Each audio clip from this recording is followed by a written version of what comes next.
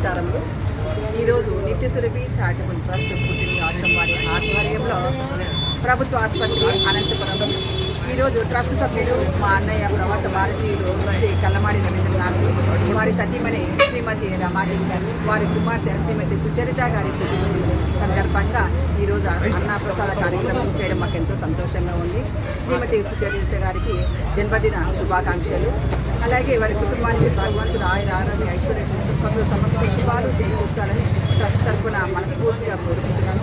సంపాదించిన సంపదలో కొంత ధనము ఇతరులకు సహాయం చేయాలి, ఆకలితో ఉన్న వారికి అన్నం పెట్టాలి. మా సంకల్పం మీ అభివృద్ధి. మీ నిత్య సురభి డాక్టర్ ఎస్ నిర్మలా మురళి.